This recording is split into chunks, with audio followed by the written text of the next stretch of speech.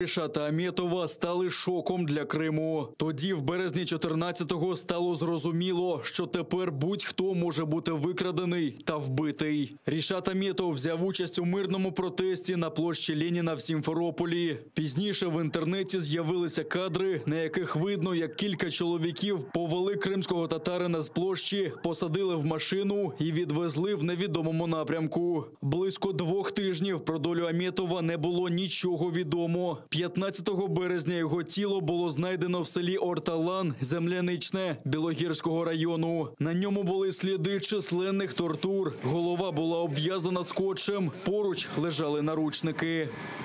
Я пам'ятаю ці дні, це було дуже нове, незвичне явище для Криму, тому що ніколи не було такого, ніколи людей так страшно не катували, ніколи не було такого, що людина, яка на мирному протесті висказала своє побажання, або просто вийшла на вулицю, була вбита. Завдяки тому, що викрадення Рішата Аметова зафільмували, вдалося впізнати виконавців. Один з них – так званий самооборонівець на псевдо Самвел. Він народився та виріс в Росії, а після вторгнення окупантів приєднався до них. Втім, Самвел та інші бандити у слідстві окупантів проходять лише як свідки. Що ця людина не була випадково, тому що ця людина виконувала накази. І в чому вона зізнавалася, і у цьому славнозвісному фільмі «Потім шлях додому» сам Самвел говорив, що він виконував накази Сергія Аксьонова. Тоді, наприклад, він брав участь у захопленні аеропорту Сімферополь, і Аксьонов йому по телефону говорив, що робити і як, виконувати наказ чи ні. І зрозуміло, що викрадення людини теж не могло відбуватися без того, щоб, наприклад, Аксьонов або хоча б його зам Шеремет, який тоді очолював так звану кримську самооборону, зрозуміло, що вони знали про це, що відбувається. Таке зухвале викрадення та жорстоке вбивство – не випадковість, каже правозахисниця Ольга Скрипник. З того моменту російська окупаційна влада почала насаджувати страх серед місцевих, передусім серед незгодних з окупацією кримських татар. Все це свідчить про те, що люди, які це зробили, вони хотіли, щоб про це дізналися інші, щоб вони були залякані, і щоб будь-яка людина, яка захоче вийти проти російської агресії, щоб вона усвідомлювала, що може стати наступною жертвою.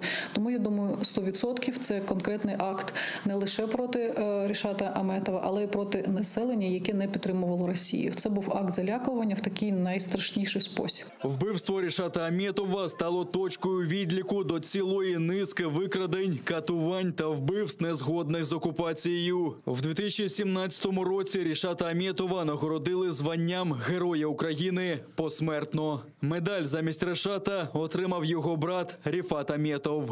То, что сделал Ришат, это, конечно, невероятно. Это действительно подвиг.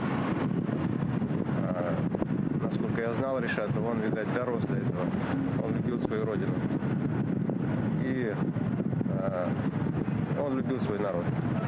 Владислав Стужук, Заман, АТР.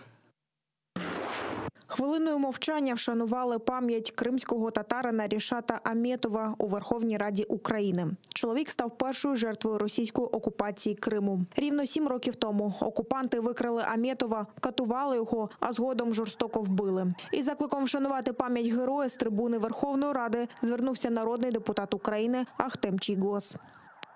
Рівно 7 років тому за мирний пікет проти російського окупанта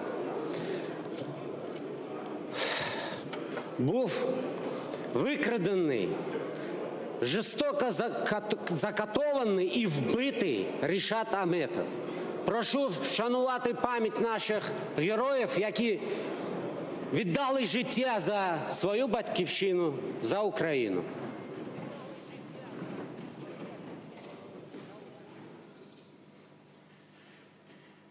Ахтем Чийгоз також наголосив на тому, що фракція «Європейська солідарність» підтримує